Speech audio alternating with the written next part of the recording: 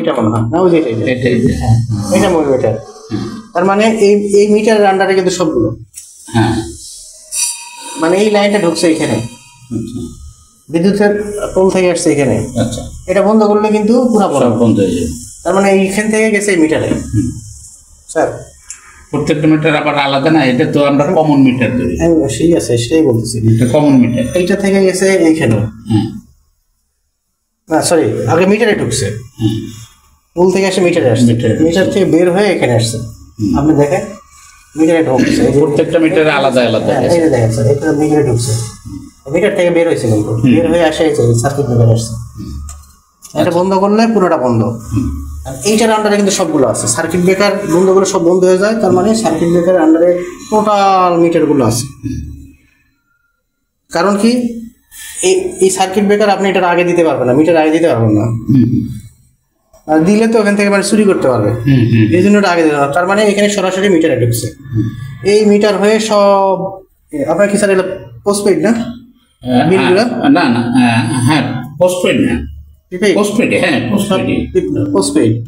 তার মানে এখানে যে বিলটা হয়, এখানে যে বিল হয়, এই প্রত্যেকটা মিটারের যে বিল, সেই বিল মাইনাস করার পরে যে বিলটা এখানে থাকে, সেটা হলো আপনার কমনের বিল।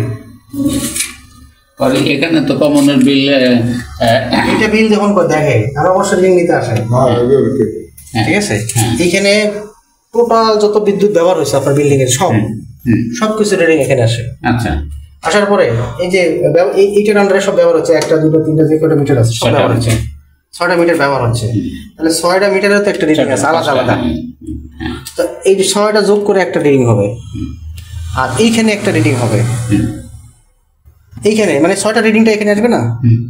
আচ্ছা, এইখানে তাহলে 6টা রিডিং বাদ দিয়ে এখানে যে টোটাল বিলটা যে রিডিংটা হবে, এই রিডিং মাইনাস 6টা রিডিং, এরপরে একটা রিডিং থাকবে, সেই রিডিংটা হবে আপনার কমন। ওটার জন্য এই মিটার ব্যবহার হচ্ছে, এই মিটার ব্যবহার, এই মিটার পানির পাম্প আদার্স যেটা একটা, এটার জন্য দেওয়া আছে। কারণ এই 6টা তো আপনার 6টা ফ্ল্যাটের জন্য, তাহলে এইটা কার জন্য?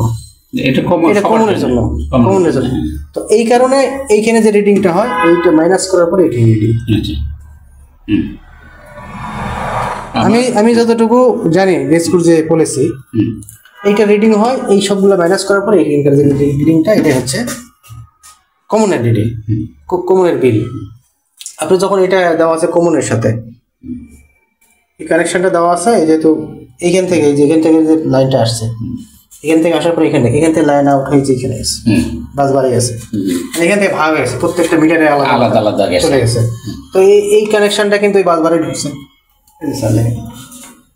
ওই নিচে কোথায় না, এই যে একটা, ওই যে একটা, দুইটা, দুই বাস বাড়ি। হ্যাঁ, নিচেরটা মনে হয় নিউট্রাল আর একটা ফেজ, নিচেরটা সব নিউট্রাল, এটা ফেজ, সিঙ্গেল ফেজ যেহেতু এইভাবে কানেকশন দেওয়া আছে। তো এইখানে যে রিডিংটা আসতেছে, হ্যাঁ এইখানে এই রিডিংটা আসছে যে সোলার থেকে যে বিদ্যুৎটা আসে, সেটা যে ব্যবহার হলে এখানে রিডিং আসবে। যখন লাইনটা খোলা রাখলে কিন্তু আসবে না, এই তারটা যদি খোলা থাকে তাহলে কিন্তু এইখানে কাজ হবে না, কারণ এখানে যাওয়ার কোনো সুযোগ নেই, বিদ্যুৎ যাওয়ার কোনো সুযোগ নেই।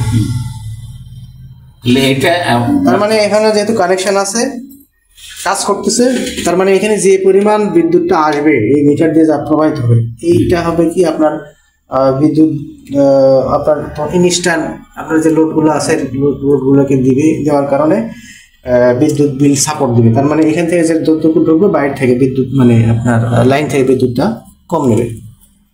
এখানে এই যে রিডিংটা আছে স্যার, এই পরিমাণ বিদ্যুৎ আপনার অলরেডি ব্যবহার হয়েছে, এটার বিল কম আসছে এই পরিমাণে। এখন এই বিলটা আপনি বলতেছেন এখানে বারের যেহেতু দেওয়া আছে, এই বারের সঙ্গে ঢুকতেছে। আর সোলার যে আসতেছে, সোলার আপনি যদি একটু পাওয়ার যদি বেশি হয়, তো ধরেন আপনার এখানে লোডগুলো নাই, সোলার আসতেছে, সোলার ঢুকতেছে, কিন্তু সোলারটা যাবে কোথায়?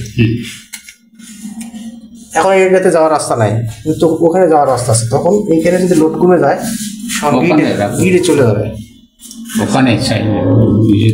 স্যার মানে যদি এখানে লোড না থাকে, সোলার থেকে যেটা আসবে সেটা মিটার দিয়ে চলে যাবে, আর এই মিটার রিডিংটা তখন সোলারের জন্য আলাদা রিডিং থাকবে, শো করবে সোলার থেকে কতটুকু ব্যবহার হয়েছে, মানে আপনার যে ব্যাক করছে গ্রিডে ব্যাক করছে, মানে আপনার ব্যবহার না হয় আপনার চলে গেছে গ্রিডে চলে গেছে, মানে আমি গ্রিড থেকে আমরা নিচ্ছি, আমার গ্রিডে দিতেও পারি।